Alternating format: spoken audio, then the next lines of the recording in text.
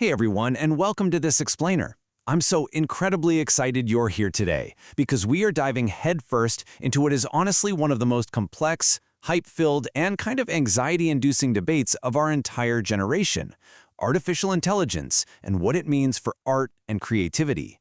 I mean, let's be real, we hear these absolutely wild claims every single day. Half the time people are saying AI is this magical genius coming to take all our creative jobs, and the other half they're calling it a cheap, mindless imitator. But you know what? The truth is actually so much more fascinating than either of those extremes. By the end of our time together today, we're going to build a really clear, wholesome understanding of what is literally going on beneath the surface. Right off the bat, this is the central question, isn't it? This is exactly the core anxiety so many creators feel today when they watch an AI generate a totally stunning image or write a beautifully compelling poem in literally 3 seconds. If the machine just made something completely new, like something no human has ever seen before, does that automatically make it creative? Well, to figure that out, we need a solid roadmap. We're going to hit 4 quick stops today. First, defining true creativity. Second, how AI pattern matching works. Third, the true source of originality. And finally, the future of human creativity. Let's jump right in. All right, Section 1, defining true creativity. Look, so much of the confusion out there in this debate comes from treating creativity like it's this mysterious magical spark that just sort of poofs into existence out of thin air. But the fundamental formula is actually super straightforward. It's creativity equals novelty plus value plus context. Producing something that is simply new just isn't enough. I mean, think about a static noise generator. It makes brand new sounds every time you turn it on, but unless you're literally just trying to put a baby to sleep, we would never call that creative, right? True creativity absolutely requires that novelty to fit a real purpose, a specific situation, or a human judgment of value.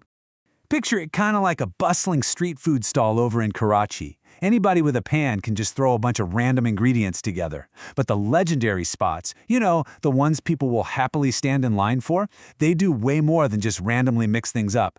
They make highly deliberate choices. Choices about taste, about timing, about balance, and most importantly, about what people actually want to experience. Ultimately, creativity is all about selection, shaping, and intention. Moving right along to Section 2, how AI pattern matching works. Okay, so if real creativity needs that human intention in context, we really need to pull back the curtain on how AI manages to generate these incredibly fresh-looking ideas without actually having an active conscious mind.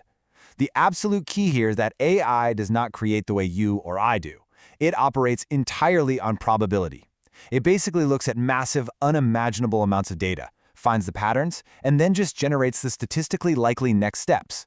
It learns the shape of the pattern, sure, but it has zero understanding of the meaning behind it. Human intention, on the flip side, makes choices based on lived experience, emotion, and deep purpose. Like, a human artist knows exactly why a certain melody feels heartbreakingly sad. An AI, it just knows that certain chords usually happen to follow other chords in songs labeled sad. Let's ground this with a few analogies you can probably relate to. Think about your kitchen spice drawer. If you just shake a bunch of random spices together, yeah, you'll create a brand new smell, but honestly, a mix of cinnamon and garlic powder doesn't exactly mean you've made a good meal. Or it's kind of like your phone's autocomplete, but supercharged. It guesses the very next word based on context, but it doesn't have any inner desire or reason to speak. Or imagine just shuffling a huge stack of index cards with words on them until a brilliant sentence magically appears. The sentence might totally surprise you, but the shuffle itself doesn't know it's surprising. AI is insanely good at recombining patterns, but the surprise, that actual aha moment, that happens inside us, not inside the machine. Which brings us to a massive realization. When we look at something an AI spits out, we have to ask ourselves, can it make choices that actually matter? Can it judge its own work? See, a human creator has this built-in inner veto. We can stare at a technically perfect drawing or read a perfectly grammatical sentence and completely reject it simply because it just doesn't capture the mood or the message we want. AI has no inner veto at all. It doesn't ask questions. It just relentlessly continues the pattern. That takes us to Section 3, the true source of originality. Now we're getting into the single most slippery concept in this whole debate: originality. If an AI can make something that looks totally new without having any real intention, what does the word original even mean anymore? To stop everyone from just arguing past each other, we really have to separate originality into 2 distinct layers. First, you've got surface originality. This is when something simply looks new, unusual, or surprising. Both AI and humans are great at supplying this. But then you have meaningful originality. This is when something actually adds true value, direction, or a fresh perspective to the human experience. And this layer, this is mostly supplied by humans, even if an AI assisted them along the way. Let's make this super concrete with a real-world example. Imagine a small business, say a dessert brand right there in Karachi, getting ready to run a new ad campaign. Step 1. They use AI to quickly generate dozens of potential taglines and visuals. Boom, the AI just massively widened the search space. But then, steps 2 and 3 have to happen. A human being has to step in and decide which of those tones actually fits their local customers. A human has to select the exact message that's going to build real brand trust. In a scenario like this, originality isn't just the raw output. Originality becomes the actual act of selection under human constraints. So originality really lives right in this beautiful tension.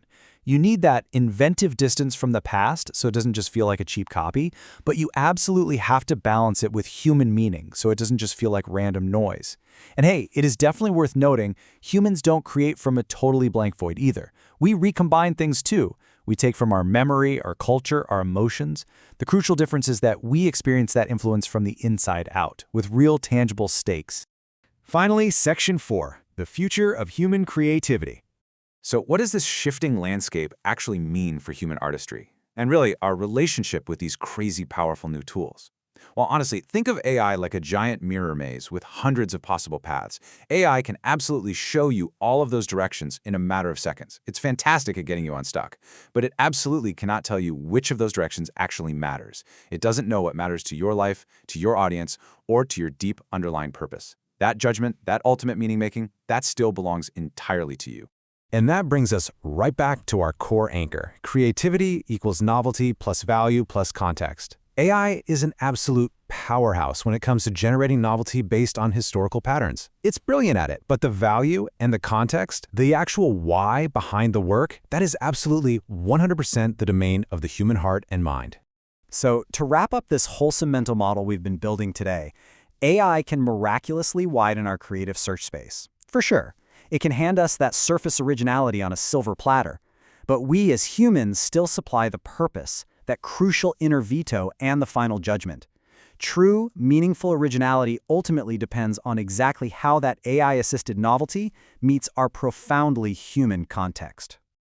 I'm going to leave you with this one final provocative thought. You no longer have to look at AI as some magical creator or even just a cheap imitator, because now you see the whole system.